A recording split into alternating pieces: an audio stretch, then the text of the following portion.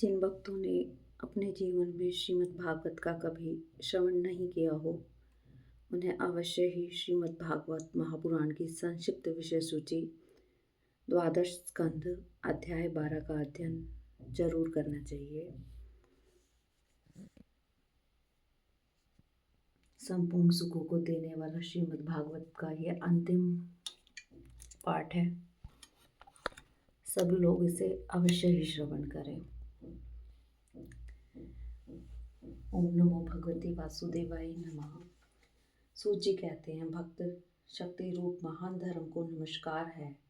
विश्व विधाता भगवान श्री कृष्ण को नमस्कार है। अब मैं ब्राह्मणों को नमस्कार करके श्रीमद् भागवत उक्त सनातन धर्मों का संक्षिप्त विवरण सुनाता हूँ। शौनक आदि ऋषियों, आप लोगों ने मुझसे जो प्रश्न किया था उसके अनुसार मैंने भगवान विष्णु का यह अद्भुत चरित्र सुनाया। यह सभी मनुष्यों के श्रवण करने योग्य है। इस श्रीमद् भागवत महापुराण में सर्व पापहारी स्वयं भगवान श्री हरि का ही संकीर्तन हुआ है। वे ही सबके हृदय में विराजमान, सबके इंद्रियों के स्वामी और प्रेमी भक्तों के जीवन धन है। इस श्रीमद् भागवत महापुराण में परम रहस्यमय, अत्यंत गोपनीय ब्रह्म तत्व का वर्णन हुआ है। उस ब्रह्म में ही इस जगत की उत्पत्ति, स्थिति और प्रलय की प्रतीति होती है। इस पुराण में उसी परम तत्व का अनुभवात्मक ज्ञान और उसकी प्राप्ति के साधनों का स्पष्ट निर्देश है। शौनक जी, इस महापुराण के प्रथम स्कंध में भक्ति योग का भलीभांति निरूपण हुआ है और साथ ही भक्ति योग से उत्पन्न एवं उसको स्थिर रखने वाले वैराग्य का भी वर्णन किया गया है। परीक्षित की कथा और व्यास नारद संवाद के प्रसंग से नारद चरित्र भी कहा गया है। राजर्षि परीक्षित ब्राह्मण का शाप हो जाने पर किस प्रकार गंगा तट पर अनशन व्रत लेकर बैठ गए और ऋषि प्रवर श्री सुखदेव जी के साथ किस प्रकार उनका संवाद प्रारंभ हुआ, यह कथा भी प्रथम स्कंद में ही है। योग धारणा के द्वारा शरीर त्याग की विधि, ब्रह्मा और नारद का संवाद, अवतारों की संक्षिप्त चर्चा तथा महत्व आदि के क्रम से प्राकृतिक सृष्टि की उत्पत्ति आदि विषयों का वर्णन द्वितीय स्कंद में हुआ है। तीसरे स्कंद में पहले विदुर जी और उद्धव जी के तदंतर विदुर तथा मैत्रेय जी के समागम और संवाद का प्रसंग है। इसके पश्चात पुराण संहिता के विषय में प्रश्न है और फिर प्रलय काल में परमात्मा किस प्रकार स्थित रहते हैं उनका निरूपण है। गुणों के शोभ से प्राकृतिक सृष्टि और महत्व आदि 7 प्रकृति विकृतियों के द्वारा कार्य सृष्टि का वर्णन है। इसके बाद ब्रह्मांड की उत्पत्ति और उसमें विराट पुरुष की स्थिति का स्वरूप समझाया गया है।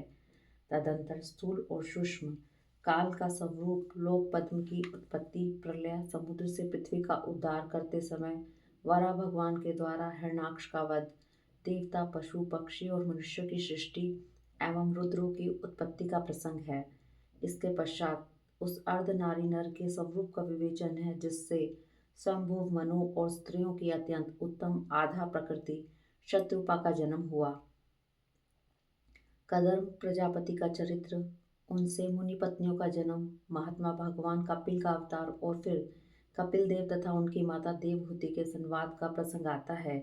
चौथे स्कंध में मरीचि आदि 9 प्रजापतियों की उत्पत्ति, दक्ष यज्ञ का विध्वंस, राजर्षि ध्रुव एवं पृथु का चरित्र तथा प्राचीन बहिर और नारद जी के संवाद का वर्णन है।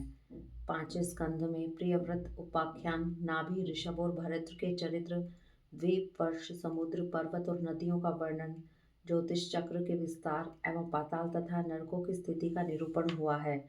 शौनक आदि ऋषियों, छठे स्कंध में ये विषय आए हैं। प्रचेताओं से दक्ष की उत्पत्ति, दक्ष पुत्रियों की संतान, देवता, असुर, मनुष्य, पशु, पर्वत और पक्षियों का जन्म कर्म, वृतासुर की उत्पत्ति और उसकी परम गति 7वें स्कंध के विषय में बतलाए जाते हैं। इस स्कंध में मुख्यतः दैत्यराज हिरण्यकशिपु और हिरण्याक्ष के जन्म कर्म एवं दैत्य शिरोमणि महात्मा प्रहलाद के उत्कृष्ट चरित्र का निरूपण है। 8वें स्कंद में मनवंतरों की कथा, गजेंद्र मोक्ष, विभिन्न मनवंतरों में होने वाले जगदीश्वर भगवान विष्णु के अवतार, कूर्म, मत्स्य, वामन, धन्वंतरी, हयग्रीव आदि, अमृत प्राप्ति के लिए देवताओं और दैत्यों का समुद्र मंथन और देवासुर संग्राम आदि विषयों का वर्णन है। 9वें स्कंद में मुख्यतः राजवंशों का वर्णन है।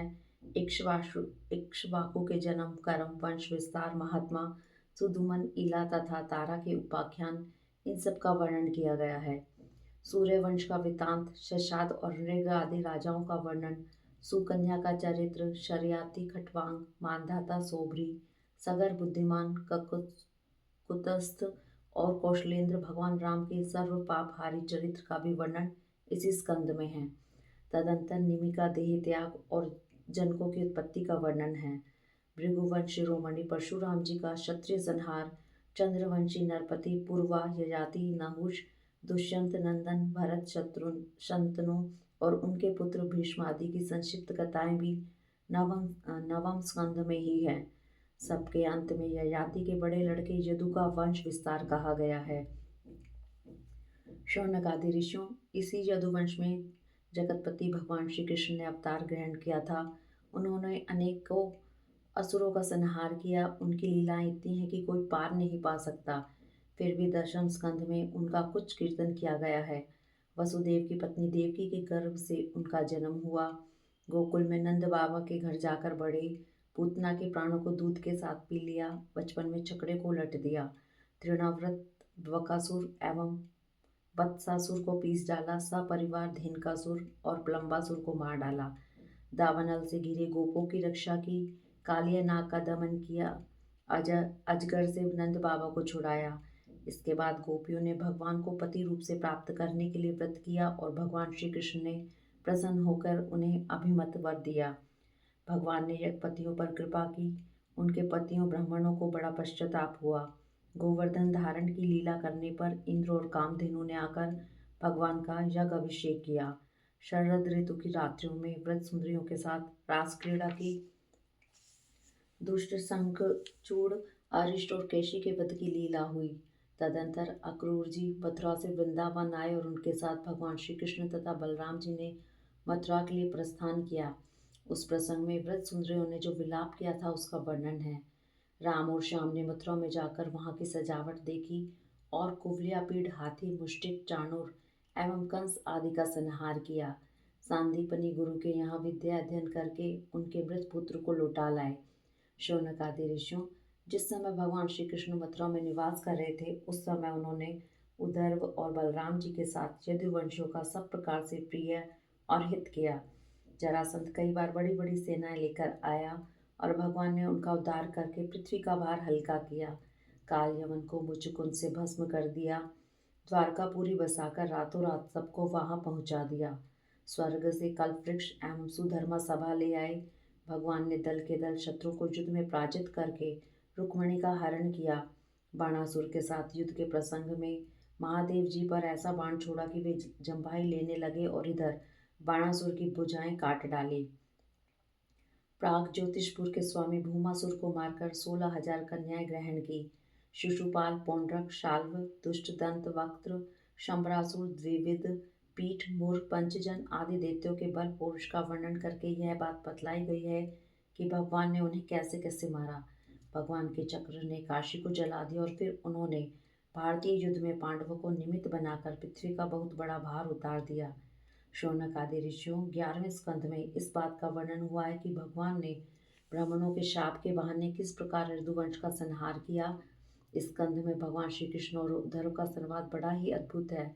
उसमें संपूर्ण आत्मज्ञान और धर्म निर्णय का निरूपण हुआ है और अंत में यह बात बताई गई है कि भगवान श्री कृष्ण ने अपने आत्मयोग के प्रभाव से किस प्रकार मर्त्यलोक का परित्याग किया। 12वें स्कंध में विभिन्न युगों के लक्षण, उसमें रहने वाले लोगों के व्यवहार का वर्णन किया गया है और यह भी बतलाया गया है कि कलयुग में मनुष्यों की गति विपरीत होती है। 4 प्रकार के प्रलय और 3 प्रकार की उत्पत्ति का वर्णन भी इसी स्कंध में है। इसके बाद परम ज्ञानी राजर्षि परीक्षित के शरीर त्याग की बात कही गई है। तदंतर वेदों के शाखा विभाजन का प्रसंग आया है। मार्कंडे जी की सुंदर कथा, भगवान के अंग उपांगों का स्वरूप कथन और सबके अंत में विश्वात्मा भगवान सूर्य के गणों का वर्णन है। शौनक आदि ऋषियों, आप लोगों ने इस सत्संग के अवसर पर मुझसे जो कुछ पूछा था उसका वर्णन मैंने कर दिया। इसमें संदेह नहीं कि इस अवसर पर मैंने हर तरह से भगवान की लीला और उनके अवतार चरित्रों का ही कीर्तन किया है। जो मनुष्य गिरते पड़ते, फिसलते, दुख भोगते, छींकते समय विवशता से भी ऊंचे स्वर से बोल उठता है हरे नमः, वह सब प्रकार के पापों से मुक्त हो जाता है। यदि देश काल एवं वस्तु से अपरिचिन्न भगवान श्री कृष्ण के नाम लीला गुण आदि का संकीर्तन किया जाए अथवा उनके प्रभाव महिमा आदि का श्रवण किया जाए तो वे स्वयं ही हृदय में आ विराजते हैं और श्रवण तथा कीर्तन वाले पुरुष के सारे दुख मिटा देते हैं। ठीक वैसे ही जैसे सूर्य अंधकार को और आंधी बादलों को तितर बितर कर देती है। जिस वाणी के द्वारा घट घटवासी अविनाशी भगवान के नाम लीला गुण आदि का उच्चारण नहीं होता, वह वाणी भावपूर्ण होने पर भी निरर्थक है, सारहीन है, सुंदर होने पर भी असुंदर है और उत्तम उत्तम विषयों का प्रतिपादन करने वाली होने पर भी असत कथा है। जो वाणी और वचन भगवान के गुणों से परिपूर्ण रहते हैं, वे ही परम पावन है, वे ही मंगलमय हैं और वे ही परम सत्य हैं। जिस वचन के द्वारा भगवान के परम पवित्र यश का गान होता है, वही परम रमणीय, रुचिकर एवं प्रतिक्षण नया नया जान पड़ता है। उससे अनंत काल तक मन को परमानंद की अनुभूति होती रहती है। मनुष्य का सारा शोक, चाहे वह समुद्र के समान लंबा और गहरा क्यों न हो, उस वचन के प्रभाव से सदा के लिए सूख जाता है। जिस वाणी से, चाहे वह रस भाव अलंकार आदि से युक्त ही क्यों न हो, जगत को पवित्र करने वाले भगवान श्री कृष्ण के यश का कभी गान नहीं होता। वह तो कौवों के लिए उच्छिष्ट फेंकने के स्थान के समान अत्यंत अपवित्र है। मानसरोवर निवासी हंस तथा ब्रह्मधाम में विहार करने वाले भगवद उच्चारण अरविंदाश्रित परमहंस भक्त उनका कभी सेवन नहीं करते। निर्मल हृदय वाले साधुजन तो वहीं निवास करते हैं जहाँ भगवान रहते हैं। इसके विपरीत, जिसमें सुंदर रचना भी नहीं है और जो व्याकरण आदि की दृष्टि से दूषित शब्दों से युक्त भी है, परंतु जिसके प्रत्येक श्लोक में भगवान के सुयश सूचक नाम जुड़े रहे हुए हैं, वह वाणी लोगों के सारे पापों का नाश कर देती है, क्योंकि सत्पुरुष ऐसे ही वाणी का श्रवण गान और कीर्तन किया करते हैं। वह निर्मल ज्ञान भी जो मोक्ष की प्राप्ति का साधन है, यदि भगवान की भक्ति से रहित हो तो उसकी उतनी शोभा नहीं होती। फिर जो कर्म भगवान को अर्पण नहीं किया गया है, वह चाहे कितना ही ऊंचा क्यों न हो, सर्वदा अमंगल रूप दुख भोगने वाला ही है। वह तो शोभन वर्णीय हो ही कैसे सकता है। वर्ण आश्रम के अनुकूल आचरण, तपस्या और अध्ययन आदि के लिए जो बहुत बड़ा परिश्रम किया जाता है, उसका फल है केवल यश अथवा लक्ष्मी की प्राप्ति। परंतु भगवान के गुण, लीला, नाम आदि का श्रवण कीर्तन आदि तो उनके श्री चरण कमलों की अविचल समृद्धि प्रदान करता है। भगवान श्री कृष्ण के चरण कमलों की अविचल समृद्धि सारे पाप ताप और अमंगलों को नष्ट कर देती है और परम शांति का विस्तार करती है। उसी के द्वारा अंतःकरण शुद्ध हो जाता है, भगवान की भक्ति प्राप्त होती है एवं परम वैराग्य से युक्त भगवान के स्वरूप का ज्ञान तथा अनुभव प्राप्त होता है। शौनक आदि ऋषियों, आप लोग बड़े भाग्यवान हैं, धन्य हैं, क्योंकि आप लोग बड़े प्रेम से निरंतर अपने हृदय में सर्वंतर्यामी, सर्वात्मा, सर्वशक्तिमान आदिदेव, सबके आराध्य देव एवं स्वयं दूसरे आराध्य देव से रहित नारायण भगवान को स्थापित करके भजन करते रहते हैं। जिस समय राजर्षि परीक्षित अनशन करके बड़े बड़े ऋषियों की भरी सभा में सबके सामने श्री सुखदेव जी महाराज से श्रीमद् भागवत की कथा सुन रहे थे, उस समय वहीं बैठकर मैंने भी उन्हीं परम ऋषि के मुख से इस आत्म तत्व का श्रवण किया था। आप लोगों ने उसका स्मरण कराकर मुझ पर बड़ा अनुग्रह किया है। मैं इसके लिए आप लोगों का बड़ा ऋणी हूँ। शौनक आदि ऋषियों, भगवान वासुदेव की एक एक लीला सदा सर्वदा श्रवण कीर्तन करने योग्य है। मैंने इस प्रसंग में उन्हीं की महिमा का वर्णन किया है, जो सारे अशुभ संस्कारों को धो बहाती है। जो मनुष्य एकाग्र चित्त से एक पहर अथवा एक क्षण ही प्रतिदिन इसका कीर्तन करता है और जो श्रद्धा के साथ इसका श्रवण करता है, वह अवश्य ही शरीर सहित अपने अंतःकरण को पवित्र बना लेता है। जो पुरुष द्वादशी अथवा एकादशी के दिन इसका श्रवण करता है, वह दीर्घायु हो जाता है और जो संयम पूर्वक निराहार रहकर पाठ करता है, उसके पहले के पाप तो नष्ट हो ही जाते हैं, पाप की प्रवृत्ति भी नष्ट हो जाती है। जो मनुष्य इंद्रियों और अंतःकरण को अपने वश में करके उपवास पूर्वक पुष्कर, मथुरा और द्वारका में इस पुराण संहिता का पाठ करता है, वह सारे भयों से मुक्त हो जाता है। जो मनुष्य इसका श्रवण या उच्चारण करता है, उसके कीर्तन से देवता, मुनि, सिद्ध, पीतर, मनु और नरपति संतुष्ट होते हैं और उसकी सभी अभिलाषाएं पूर्ण करते हैं। ऋग्वेद, यजुर्वेद और सामवेद के पाठ से ब्राह्मण को मधुकुल्या, घृतकुल्या और पयकुला एवं दूध की नदियां अर्थात सब प्रकार की सुख समृद्धि की प्राप्ति होती है। वही फल श्रीमद् भागवत के पाठ से भी मिलता है। जो द्विज संयम पूर्वक इस पुराण संहिता का अध्ययन करता है उसे उसी परम पद की प्राप्ति होती है जिसका वर्णन स्वयं भगवान ने किया है। इसके अध्ययन से ब्राह्मण को ऋतंबरा प्रज्ञा तत्व ज्ञान को प्राप्त कराने वाली बुद्धि की प्राप्ति होती है और क्षत्रिय को समुद्र पर्यंत भूमंडल का राज्य प्राप्त होता है। वैश्य कुबेर का पद प्राप्त करता है और शूद्र सारे पापों से छुटकारा पा जाता है। भगवान ही सबके स्वामी हैं और समूह के समूह कलीमलों को ध्वंस करने वाले हैं। जो तो उनका वर्णन करने के लिए बहुत से पुराण हैं, परंतु उनमें सर्वत्र और निरंतर भगवान का वर्णन नहीं मिलता।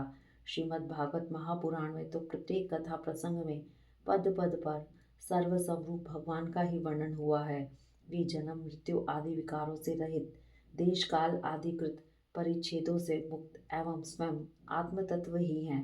जगत की उत्पत्ति स्थिति प्रलय करने वाली शक्तियां भी उनकी स्वरूप होती हैं, भिन्न नहीं।